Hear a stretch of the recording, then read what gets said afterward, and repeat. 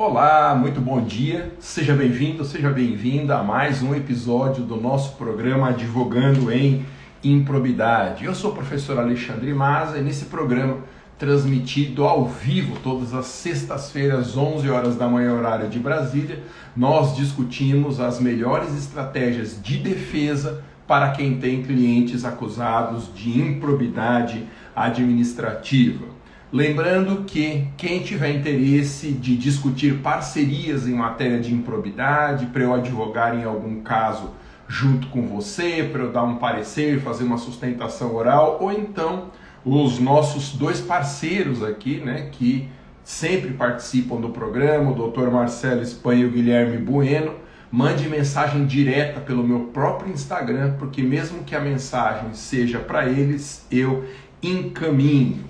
E hoje nós vamos falar com o Dr. Guilherme, ele já está por aqui, daqui a pouco eu chamo para entrar na live, e eu queria que você colocasse o seu nome aqui e a cidade de onde você acompanha essa transmissão. Hoje com o Dr. Guilherme Bueno nós vamos falar de compliance, veja só, compliance em improbidade administrativa. Eu sempre gosto de começar dizendo que no dia 26 de outubro foi publicada a Lei 14.230 de 21, que modifica mais de 100 normas diferentes da Lei de Improbidade. Em síntese, as principais novidades são eliminação da improbidade culposa, ampliação do prazo prescricional para a propositura da demanda de 5 para 8 anos, previsão de prescrição intercorrente com prazo de 4 anos, legitimidade exclusiva do Ministério Público para a propositura da ação, ampliação das penas de multa e suspensão de direitos políticos, estabelecimento do prazo de 365 dias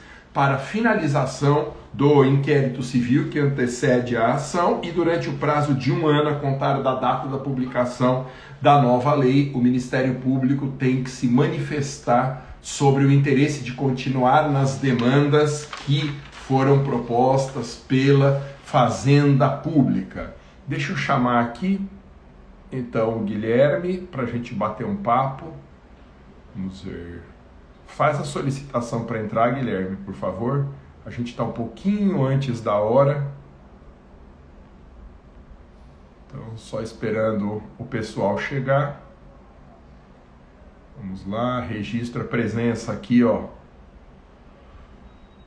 Manuel, Diogo Leandro, Iranildo, Werley, Eliel, Matheus Alckmin, Estudo Direito, Jéssica. Aqui está, ó, Bruno Espanha. Vamos ver a solicitação. Aqui está. Então, daqui a pouco o Guilherme entra. Bom dia, Guilherme. Bom dia, Maza. Tudo bem?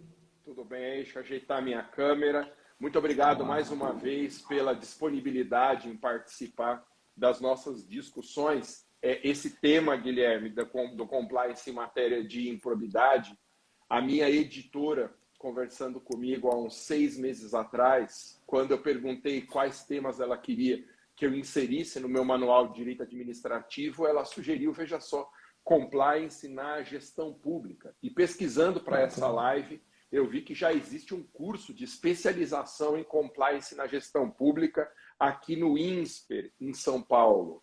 Tá? É preciso tomar um pouco de cuidado, não é só pegar as estratégias de compliance da iniciativa privada e importar para o setor público, porque há determinados filtros que precisam ser feitos. De qualquer forma, é uma discussão que está na ordem do dia. Seja bem-vindo, Guilherme. Passo a palavra para você, para as suas primeiras considerações. Bom dia, Maza, mais uma vez. Bom dia a todos que nos acompanham aqui pelo Instagram. Né? É um prazer enorme falar com vocês, participar dessa live, desse programa Advogando em Improbidade. E exatamente, Maza, é um tema muito interessante. Fiquei muito feliz quando a gente tratou que esse seria o tema. É um tema que tem muito o que falar, tem muito material para a gente estudar. E estamos à disposição para contribuir, para conversar hoje nessa live aí a respeito de compliance. Maravilha. Esse tema do compliance, ele parece, num primeiro momento, mais ligado à ciência da gestão pública, em vez do direito administrativo.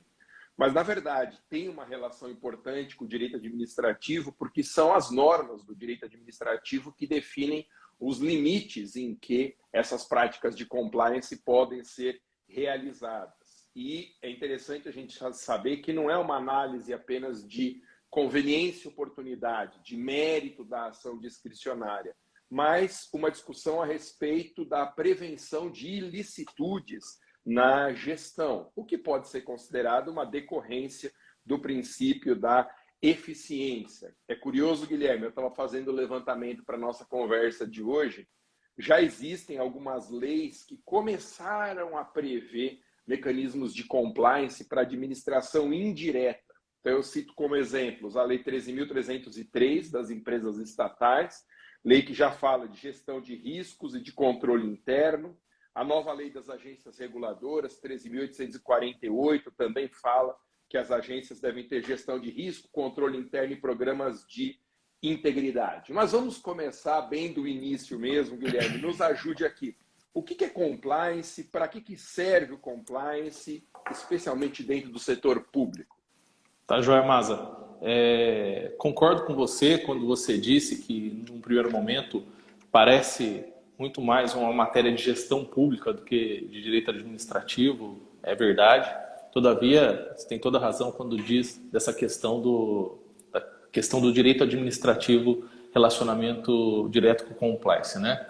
Compliance são regras de integridade. Em termos gerais, são regras de integridade, que tem como função direcionar as instituições a exercer as suas funções em conformidade com a legislação e demais normas internas e externas por meio de procedimentos e processos, garantindo assim a legalidade na atuação daquele órgão, daquela empresa, etc.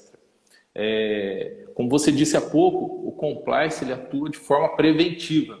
Então, durante a execução, por exemplo, de um processo licitatório, né, tendo o compliance implementado naquela prefeitura municipal, você, durante o processo, vai estar acompanhando as condutas e, eventualmente, até corrigindo e implementando questões que precisam ser implementadas naquele processo licitatório, com fins de, no futuro, evitar problema judicial, né? Ações judiciais. Né? A gente, no setor público, o compliance em si, ele é um conjunto de procedimentos das mais variadas formas que visam exatamente acompanhar esse processo dentro da legalidade, todo o trabalho seja realizado dentro da legalidade, com transparência, com eficiência, com respeito às leis. Então, só para a gente comentar um pouco aqui de algumas regras que podem ser implementadas aí, né, num programa de compliance, são atos de combate à corrupção, são gestão de risco, fortalecimento do controle interno, realização de auditorias, melhoria no fluxo de serviço, regras de governança e por aí vai. Melhorias em canais de denúncia, porque tudo isso, Maza, implementados na administração, ela dá mais segurança, tanto, por exemplo, para uma empresa que vai participar de uma licitação pública, quanto, por exemplo, da prefeitura municipal, de um prefeito, de um secretário que está lá como gestor, né? Isso permite eles trabalharem com mais tranquilidade, uma vez que a regra de compliance ela está implementada. Nesse sentido, né, o compliance ele passa a criar e a ampliar uma cultura de denúncia de irregularidades, de combate à corrupção, de desvio de recurso público, e com base nisso acaba diminuindo essa questão que, infelizmente, hoje no Brasil nós temos, público, né, notório, alguns privilégios, acaba banindo esses alguns privilégios nessa relação público-privado, né? Nós sabemos, mas o artigo 37 da Constituição tem o princípio da legalidade. Então, Então, a administração pública, ela vem, você tem que fazer tudo que a lei prevê, né? Então, ela vem, o compliance, a somar nesse sentido, porque acaba que ele vai contribuir para o acompanhamento de todas as ações, atividades públicas desenvolvidas naquele órgão, naquele setor público, seja numa prefeitura, num governo do estado e etc., né? Isso é muito bacana quando a gente fala disso, que, por exemplo, a partir do momento que você estabelece fluxos, regras, fluxos de trabalho e regras, você começa também a delimitar responsabilidade. Você começa também a identificar a atividade de cada servidor dentro daquele processo, dentro daquele trabalho. E, infelizmente, é muito comum, às vezes, por exemplo, uma prefeitura, eu costumo sempre falar de uma prefeitura, um município pequeno, porque a gente conhece um pouco mais, né? Uma prefeitura de município pequeno, no final, tudo cai nas costas do prefeito, né? Mas o prefeito não tem como acompanhar todos os procedimentos que acontecem naquela prefeitura, todos os trabalhos que acontecem executados por servidores. E a partir do momento que você consegue identificar quem é o responsável por aquele serviço, consegue corrigir preventivamente um eventual equívoco, você começa a dar segurança, você começa a combater corrupção, começa a economizar recurso público. Então, o compliance ele vem a somar nesse sentido com o combate à corrupção, com as regras, com o cumprimento da legislação. De forma geral, em linhas gerais, Maza, é isso que o compliance traz. São regras de integridade que somam no desenvolvimento da administração pública, da administração privada também, para o acompanhamento de todos os atos em conformidade com a lei, né? Numa tradução livre, a ideia de compliance é de conformidade com as normas, conformidade com a legislação. Isso. Na iniciativa privada, faz muito sentido a aplicação dessas técnicas, porque isso economiza dinheiro. Quando você tem uma espécie de uma fiscalização preventiva da conduta dos seus empregados, da conduta dos seus gestores privados, isso lá na frente vai inibir a propositura de ações judiciais e, portanto, representar uma redução de custos para a empresa. E aí, no setor público, a lógica é similar.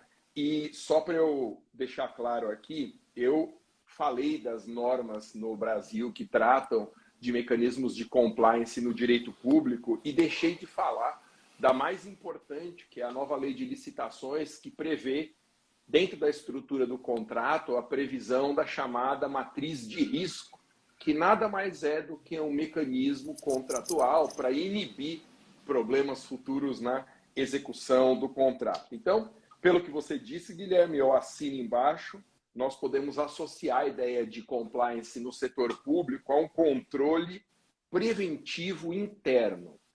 Na iniciativa privada, normalmente existem dentro das empresas setores especializados em compliance. Você enxerga que é indispensável, Guilherme, no setor público, nós termos órgãos estruturados para a realização do compliance, ou isso pode ficar difuso dentro dos controles hierárquicos e os outros mecanismos? Porque no setor público a gente sempre tem o problema da falta de braço. Não há servidores para atuar diante de repressão de condutas ilícitas. Ainda falar em prevenção de ilícitos parece um sonho distante da realidade pública. Você acha que tem que ter no setor público um órgão estruturado ou isso não é indispensável? Ô, Maza, eu sou totalmente a favor de um órgão estruturado para esse fim no setor público. Eu acho de extrema importância, muito embora eu tenha consciência que isso não é fácil. Não é fácil de montar. Hoje, por exemplo, um controle interno, um setor de controle interno. Existe prefeitura que tem uma pessoa no controle interno. Como é que uma pessoa vai dar conta de controlar todos os procedimentos dentro da prefeitura municipal? É muito difícil. É muito difícil. E se a gente está falando de um controle interno que já existe há muito tempo e até hoje não tem uma estrutura consolidada, imagina o compliance, que é o controle preventivo, um acompanhamento. Então, eu defendo isso, acho de extrema importância na administração pública municipal um setor responsável por essa prevenção, todavia tenho a consciência da dificuldade que é a implantação, justamente por conhecer os problemas. Um dos motivos é o que você falou, Maza, mão de obra para isso, conscientização, vontade política. Será que nós temos vontade política? Será que as pessoas têm essa vontade política de implantar um setor que façam isso, que faça esse trabalho? Então, é importante, mas a gente tem que entender que isso é muito difícil, não é fácil montar, né? Ainda mais nesse momento no Brasil. Né? Guilherme, você comentou em matéria de licitação e execução de contratos, é relativamente simples enxergar como que as estratégias de compliance seriam aplicadas na gestão pública. Aqui de cabeça, também outros âmbitos da administração pública, como o controle disciplinar sobre os seus servidores, o poder de polícia em relação a particulares.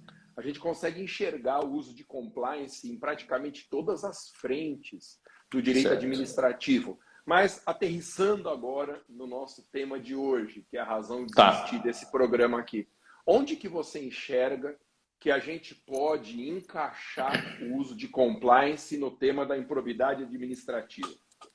Tá, Maza, como você bem disse, a nova lei de improbidade, né, a lei 14.230, de 25 de outubro de 2021, ela trouxe importantes alterações na matéria, né?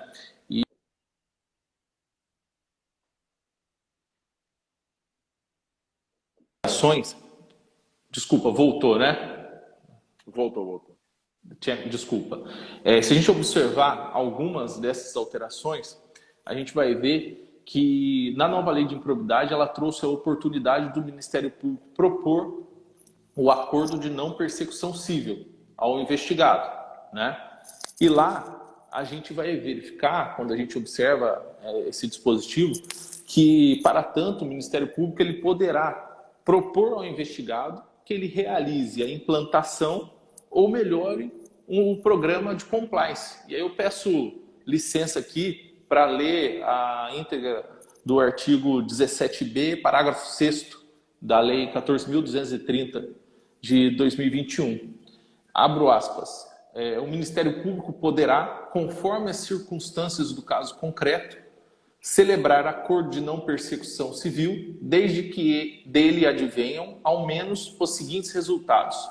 Parágrafo 6º. O acordo a que se refere o caput deste artigo poderá contemplar a adoção de mecanismos e procedimentos internos de integridade, de auditoria e de incentivo à denúncia de irregularidades e aplicação efetiva de códigos de ética e de conduta no âmbito da pessoa jurídica, se for o caso, bem como de outras medidas em favor do interesse público e de boas práticas administrativas. Então a gente já vê de cara, no parágrafo 17, a questão de procedimentos internos de integridade, que é o compliance, né? A gente já vê. E na nossa opinião, o legislador ele veio e prestigiou isso com ao colocar, inserir no corpo da lei essa questão da procedimentos internos de integridade, de auditoria, né? Ele trouxe o compliance para dentro da lei de improbidade, da nova lei de improbidade administrativa. Tá?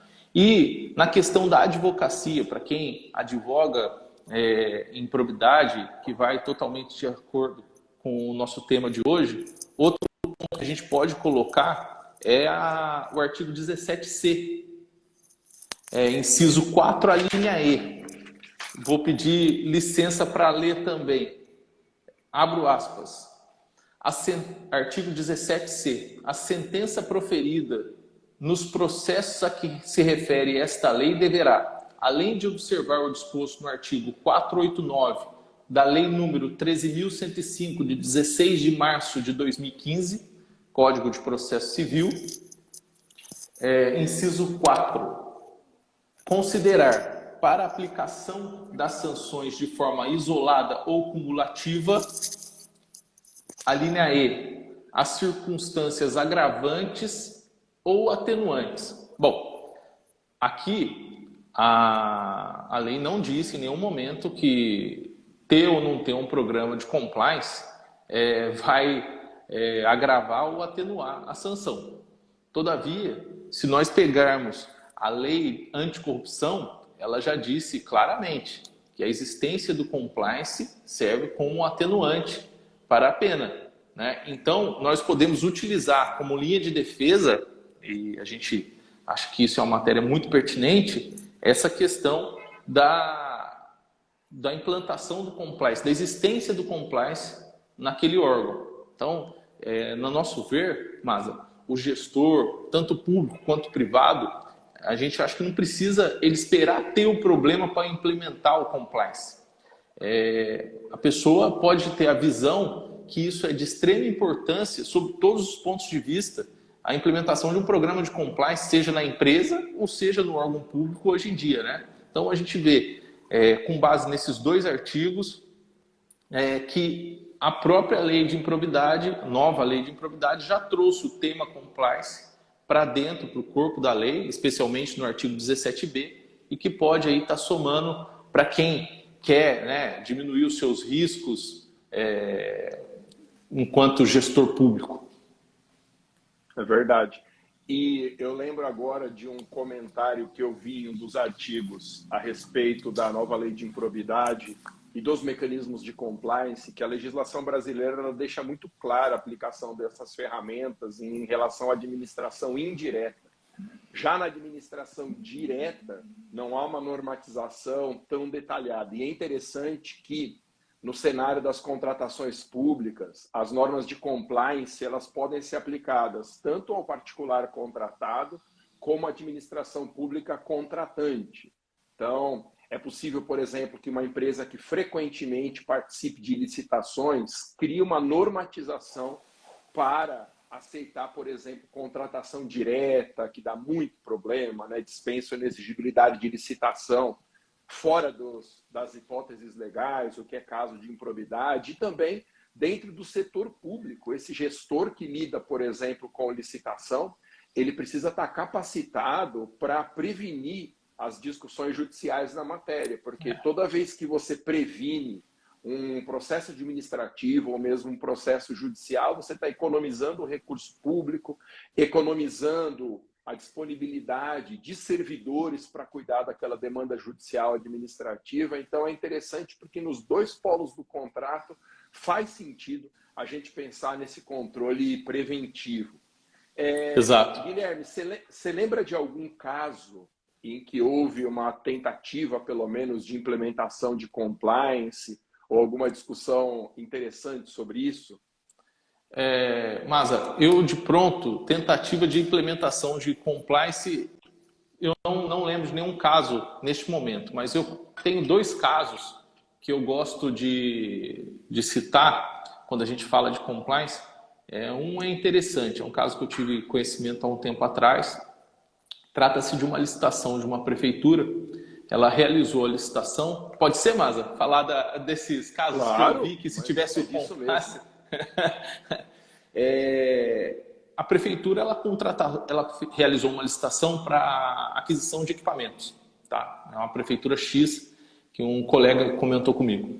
Ela realizou a licitação para contratação de equipamentos e foi feita a licitação. A empresa que adquiriu entregou o produto, valor de mercado, o produto sendo utilizado pela prefeitura lá para o fim que se destinava, tudo ok, aparentemente ok. Mas a prefeitura municipal, a Câmara Municipal, né, através do poder de fiscalização dos vereadores, solicitou a cópia integral desse processo de licitação para análise. A prefeitura enviou, obviamente, a cópia integral do processo de licitação. Em seguida, Maza, a Câmara de Vereadores, através dos vereadores X, deve ser da oposição, lógico, fizeram uma representação informando haver irregularidades naquele processo de licitação. Então, aparentemente, Maza, quando você escuta isso, poxa, realizou licitação, preço de mercado, produto de qualidade, entregue no tempo, aparentemente está tudo ok, né? A princípio, parece que está ok. Tá? O Ministério Público instaurou inquérito civil e oficiou a prefeitura solicitando informações e também a cópia integral do procedimento licitatório. Mas, quando chegou esses documentos na mão do Ministério Público, estavam diferentes. O processo, a cópia do processo licitatório que foi enviada à Câmara era diferente da cópia licitatória do processo que foi enviado para o Ministério Público. Bom, resultado disso, e aí é onde entra a questão do compliance, foi protocolada uma ação de improbidade em face prefeito, comissão de licitação e todos os membros e todos os participantes, todas as empresas que participaram daquele processo licitatório. Sem contar outros desdobramentos que poderão ter, eventualmente, no futuro. Mas olha só, Maza, o prefeito está como réu na ação de improbidade. O prefeito que tirou cópia? Não foi. Foi ele que fez o processo de licitação? Dificilmente também foi. Ele tem a equipe lá do setor de licitações. O que eu quero dizer é que se tivesse o setor de compliance acompanhando esse procedimento licitatório, acompanhando todas as questões legais da prefeitura, dificilmente isso teria acontecido, né? Porque é uma coisa impressionante. Alguma coisa está esquisita aí, como eu brinquei com esse colega. Como pode? Sai o mesmo procedimento licitatório, tem documentos diferentes que foram para a Câmara e documentos diferentes que foram para o MP. Né? Então, a gente percebe com isso que é extremamente necessário um órgão que acompanhe de fato o que vem acontecendo. E principalmente, como eu disse antes, a delimitação de responsabilidades. O que é função de cada um, o fluxo no serviço. Porque, senão daqui a pouco, Maza, aonde vai parar? O prefeito não tem como analisar todos os documentos que tramitam na prefeitura. E aí eu não estou aqui para defender esse ou aquele prefeito, mas é uma realidade. A partir do momento que você consegue delimitar as responsabilidades e aí verificar de quem era aquele trabalho, quem foi o responsável por enviar isso, você começa também a ter mais qualidade no serviço, as pessoas começam a prestar mais atenção e começam a ter mais segurança no trabalho, né? Então esse é um exemplo que a gente teve acesso, que teve essa informação que eu queria compartilhar, porque não deixa de ser interessante, né? Uma contratação que aparentemente tudo ok, de uma hora para outra vira uma ação de improbidade e ainda está correndo risco de desmembrar e virar outro problema aí. Né? Muito interessante esse caso. O meu maior receio com a implementação de setores de compliance é que há uma desestruturação muito grande da máquina pública hoje. Se você pensar nos casos de procuradorias, por exemplo, não há procuradores suficientes para a propositura de execução fiscal, não há procuradores suficientes para contestação de ações ou para interposição de recursos, que são problemas de ordem repressiva. O negócio está estourando lá no colo da procuradoria. O meu receio é que esses mecanismos sejam utilizados e, mais uma vez, entregue às procuradorias municipais numa sobreposição de competências muito difícil de trazer algo de efetivo. Mas esse caso que você trouxe é muito interessante. Com certeza a existência de alguma forma de compliance inibiria esse problema todo aí. Eu acho. E um outro problema, que aí eu já vou tratar um assunto que é de âmbito nacional, mas que eu listei porque eu achei importante citar, né? Essa pandemia da Covid-19. Maza, quantas contratações emergenciais foram realizadas nesse período? Sim. Quanto de recurso público não pode ter sido desviado, pelo que a gente vê através dos jornais, né? Podem ter sido desviados? Quanto de investigação não tem em torno disso? Se a gente tivesse um programa efetivo de compliance, e aí eu falo não é um programa de compliance da boca para fora, não, é um programa efetivo, que de fato acompanhasse todo o trabalho realizado. O quanto disso não seria evitado, e são recursos públicos que podem se tornar, poderiam estar nos cofres públicos entregando outros serviços, outras políticas públicas para a população, né, Maza? A questão da Covid-19 no Brasil, eu não acompanhei com profundidade no restante do mundo, mas no Brasil, que a gente acompanha os jornais, é impressionante o número de investigação, o número de casos de corrupção, o número de problemas que nós tivemos nesse período, né? Especialmente em função de contratações emergenciais. Sem dúvida, sem dúvida.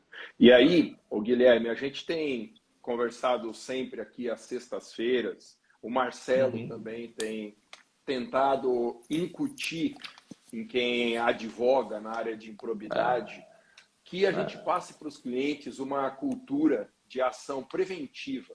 Vocês batem hum, muito na tecla da importância de acompanhar, por exemplo, a fase do inquérito civil, de conscientizar os clientes de que é possível você prevenir uma propositura de uma ação de improbidade com consequências gravíssimas para o cliente, apenas fazendo um acompanhamento em tribunais de contas, um acompanhamento na esfera administrativa. É preciso uma mudança de mentalidade, né? Que é mais barato você prevenir do que depois ter que gastar com todos os custos de um processo judicial.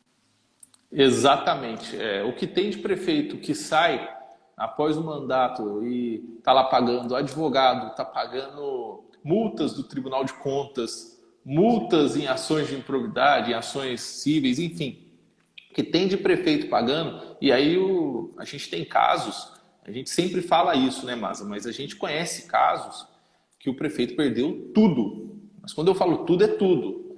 Tem casos que o cara perdeu a própria casa. Nossa. A gente conhece um caso desse. O cara perdeu a própria casa. Então, é um assunto muito sério. É que, infelizmente, tem algumas pessoas que não acreditam que isso pode acontecer. Porque na hora que está no poder, eles acham que tem aquela estrutura enorme de advogados, acham Não, que isso vai caminhando, vai se explicando. O problema é na hora que sai. Na hora que sai, que ele está verdade. sozinho na casa dele, aquela pilha de processos olhando para ele, né, aquele bando de problema, aí ele vê o tamanho e a gravidade da situação. Mas é muito comum, infelizmente, nos dias de hoje, é muito comum as pessoas terem problemas e mesmo assim não enxergar a importância da prevenção. Né? É verdade. É um assunto novo para muitas pessoas. Pode soar estranho discutir compliance no setor público.